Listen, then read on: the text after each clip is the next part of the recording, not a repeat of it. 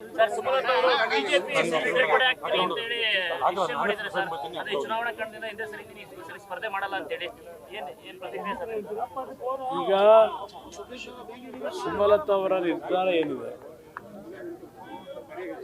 ಅವರ ನಿರ್ಧಾರಕ್ಕೆ ನಮ್ಮ ಸ್ವಾಗತ.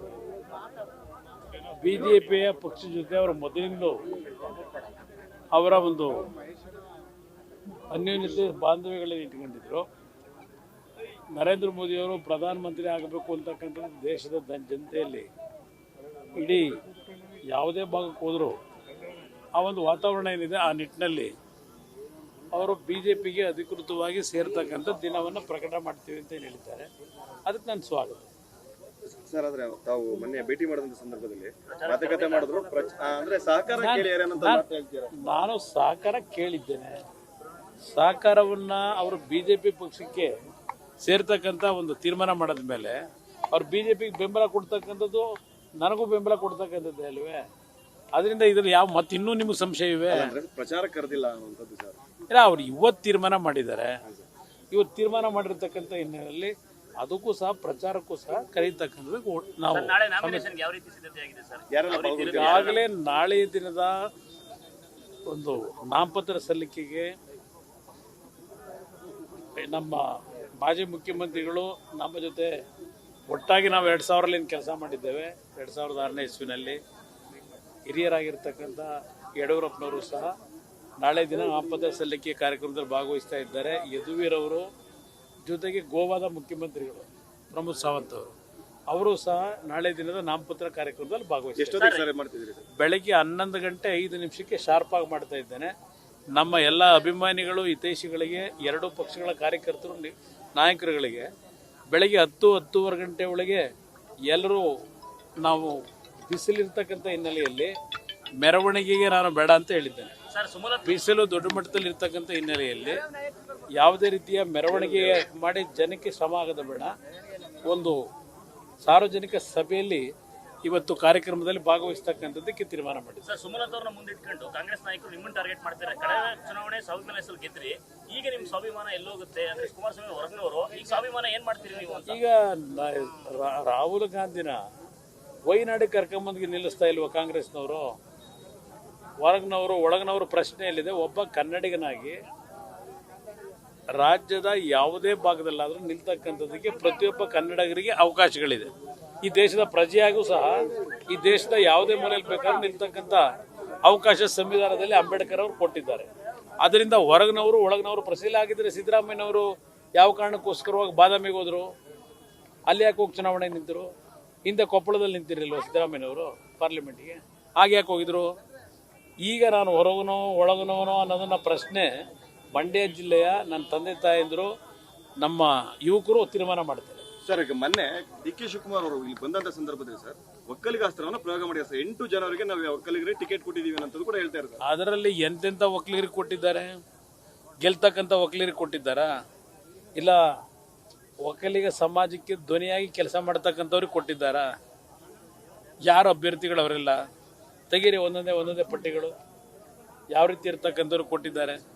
ಈಗ ಅದರ ಬಗ್ಗೆ ಈಗ ಒಕ್ಕಲಿಗ ಪ್ಲೇ ಕಾರ್ಡ್ ಮಾಡಿ ಪೇಪರು ಪೆನ್ನು ಕೊಡಿ ನನಗೆ ಅಂತ ಅಧಿಕಾರ ತಗೊಂಡಲ್ಲ. ಕಳೆದ 10 ತಿಂಗಳಲ್ಲಿ ಅವ್ರು ಮಾಡಿದಂಥ ಸಾಧನೆ ಏನು? ಇವತ್ತು ಬರಬೇಕಾದ್ರೆ ನೋಡಿದೆ, ಕ್ಯಾತ್ನಹಳ್ಳಿಯಿಂದ ನಾನೇನು ಪಾಂಡುಪುರ ಮಾರ್ಗದಲ್ಲಿ ಬಂದೆ. ನಾನು ಯಾವ ಹೊಲಗಳಲ್ಲಿ ನೋಡಿದ್ರು ಕಬ್ಬು ಒಣಗಿ ನಿಂತಿದೆ. ನೀರಿನ ಒಂದು ಸಮಸ್ಯೆಯಿಂದ ಅಚ್ಚುಕಟ್ಟು ಪ್ರದೇಶಕ್ಕೆ ನೀರು ಕೊಡಲಿಲ್ಲ. ಇವತ್ತಾಲೆ ಕಬ್ಬಿಗೆ ಬೆಂಕಿ ಇಡೋ ಪರಿಸ್ಥಿತಿಗೆ ಬಂದಿದ್ದಾರೆ ರೈತರು. ತೆಂಗಿನ ಪರಿಸ್ಥಿತಿ ಏನಾಗಿದೆ? ಇವತ್ತು ತಮಿಳುನಾಡು ಯಥೇಚ್ಛವಾಗಿ ನೀರು ಬಿಡ್ತಾರೆ. ಆದರೆ ಇಲ್ಲಿ ನೀವು ಯಾರು ಅಚ್ಚುಕಟ್ಟು ಪ್ರದೇಶದಲ್ಲಿ ಭತ್ತ ಬೆಳಿಬೇಡಿ ಇದೆಲ್ಲ ಕತೆ ಹೇಳಿದ್ರಲ್ಲ, ಇದಲ್ವ ಪೇಪರ್ ಪೆನ್ ತಗೊಂಡಿರೋದು? ಒಕ್ಕಲಿಗರನ್ನ ಉಳಿಸಿರೋದು ಇವರು. ಒಕ್ಕಲಿಗರನ್ನ ಉಳಿಸಿರೋದು ಪೇಪರ್ ಪೆನ್ ಕೇಳಿದ್ದು ಇದಕ್ಕೆ ತಾನೇ ಇವ್ರು ಕೇಳಿದ್ದು. ಯಾವ ರೈತರನ್ನ ಉಳಿಸಿದ್ದಾರೆ? 2,000 ರೂಪಾಯಿ ಭಿಕ್ಷಕರಿಗೆ ಕೊಟ್ಟಾಗೆ, ಎಕರೆಗೆ ಹೆಕ್ಟರ್ಗೆ 2,000 ರೂಪಾಯಿ ಬೆಳೆ ಪರಿಹಾರ ಇವ್ರು ಕೊಡ್ತಾ ಇರ್ತಕ್ಕಂಥದ್ದು. ಇದು ಇವ್ರು ರೈತರ ಪರವಾಗಿ. ನಾನು ಒಕ್ಕಲಿಗರು ಅಂದರೆ ಬರೀ ಒಕ್ಕಲಿಗರಿಗೆ ಅಷ್ಟೇ ಹೇಳೋದಿಲ್ಲ, ಇಡೀ ರೈತ ಸಮಾಜಕ್ಕೆ ಇವ್ರು ಕೊಟ್ಟರ ಕೊಡುಗೆ ಏನು? 4,000 ರೂಪಾಯಿ ಹಿಂದೆ ಯಡಿಯೂರಪ್ಪನ ಕಾಲದಲ್ಲಿ ಕೊಡ್ತಾ ಇದ್ದಂಥದನ್ನ ಅದನ್ನು ಕಿತ್ತಾಕಿದ್ರು. ಇವರು ರೈತರ ಪರವಾಗಿರೋರ? ಅದರಿಂದ ಇವರ ನಡವಳಿಕೆಗಳು ಗೊತ್ತಿದೆ ಜನತೆಗೂ. ಮೈಸೂರಲ್ಲೂ ಸರ್ ಯದುವೀರ್ ವಿರುದ್ಧ ಸಿಎಂ ಅವರು ಸರ್ ಇದೇ ಹೇಳ್ತಿರೋಂಥದ್ದು ಸರ್. ಒಕ್ಕಲಿಗರಿಗೆ ಕೊಟ್ಟಿದ್ದೇವೆ. ಒಕ್ಕಲಿಗರಿಗೆ ಏನು ಮಾಡಿದ್ರು ಅಲ್ಲಿ ಮೈಸೂರಿನಲ್ಲಿ? ಸಿದ್ದರಾಮಯ್ಯನವರು ಒಕ್ಕಲಿಗ ಸಮಾಜವನ್ನ ಯಾವ ರೀತಿ ತುಳಿದಿದ್ದಾರೆ ಗೊತ್ತಿಲ್ವಾ ಜನಕ್ಕೆ? ಈಗ ಒಕ್ಕಲಿಗರ ಮೇಲೆ ಮಮತೆ ಬಂದ್ಬಿಡ್ತಾ ಸಿದ್ದರಾಮಯ್ಯನವರಿಗೆ?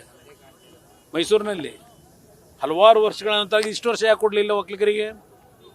ಮೈಸೂರಿನಲ್ಲಿ ಈಗ ಕೊಟ್ಟವ್ರಂತಲ್ಲ, 20 ವರ್ಷ 30 ವರ್ಷ ಆದಮೇಲೆ ಒಕ್ಕಲಿಗರಿಗೆ ಟಿಕೆಟ್ನ 30 ವರ್ಷದಿಂದನೇ ಕೊಡ್ಬೋದಾಗಿತ್ತಲ್ಲ, ಯಾಕೆ ಕೊಡಲಿಲ್ಲ? ಅದರಿಂದ ಈ ರೀತಿಯ ಮತ್ತೆ ನಮ್ಮನ್ನ ಜಾತ್ಯತೀತ ಅನ್ನೋ ತೆಗೆದಾಕಬೇಕು ಪದ ಅಂತೀರಿ. ನೀವು ರಾಜಕೀಯ ಮಾಡ್ತಾ ಇರೋದೇನು? ಜಾತಿ ಹೆಸರಲ್ಲಿ ರಾಜಕೀಯ ಮಾಡಕ್ಕೆ ಹೊರಟಿರೋದು ನೀವುಗಳು.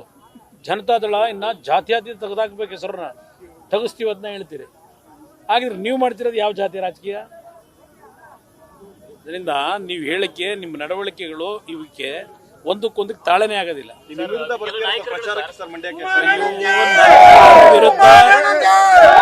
ನನ್ನ ವಿರುದ್ಧ ಮಂಡ್ಯದಲ್ಲಿ ಬಂದು ಪಾಪ ಬಂದು ಏನೇನು ಕೊಟ್ಟಿದ್ದಾರೆ, ಎಂಥದ್ದು ಅದು ಕೊಟ್ಟಿದ್ದೀವಿ ಇದು ಕೊಟ್ಟಿದ್ದೀವಿ ಘೋಷಣೆ ಮಾಡವ್ರೆ. ಸಕ್ಕರೆ ಕಾರ್ಖಾನೆದೂ ವಿಶ್ವೇಶ್ವರಯ್ಯರು ಕೃಷ್ಣರಾಜ ಒಡೆಯರ್ ಇದು ಕಾರ್ಖಾನೆ ಇವತ್ತು ಮೈ ಶುಗರ್ನ ಇವತ್ತು ಪುನಶ್ಚೇತನಗೊಳಿಸ್ತೀವಿ ಅಂತ ಹೇಳಿದ್ದಾರೋ, ಹೊಸದಾಗಿ ಕೊಡ್ತೀವಿ ಅಂತ ಹೇಳಿದ್ದಾರೋ, ಹೋಗಿ ಬಜೆಟಲ್ಲಿ ₹1 ಇಟ್ರ ಘೋಷಣೆ ಮಾಡಿದ್ದಾರೆ. ಅಲ್ಲಿ ಆಸ್ತಿ ಇದೆಯಲ್ಲ, ಆಸ್ತಿ ಮಾರಾಟ ಮಾಡಿ ಅದೆಂಥದ್ದು IT ಇಂಡಸ್ಟ್ರಿ ತಂತಾರಂತೆ ಘೋಷಣೆ. ₹1 ಬಜೆಟಲ್ಲಿ ದುಡ್ಡಿಟ್ಟಿಲ್ಲ. ಇವರು ಜಿಲ್ಲೆ ಕೊಟ್ಟಿರ್ತಕ್ಕಂಥದ್ದು ಬಜೆಟ್ನಲ್ಲಿ ಕಾರ್ಯಕ್ರಮ ಹೇಳಬೇಕಲ್ಲ.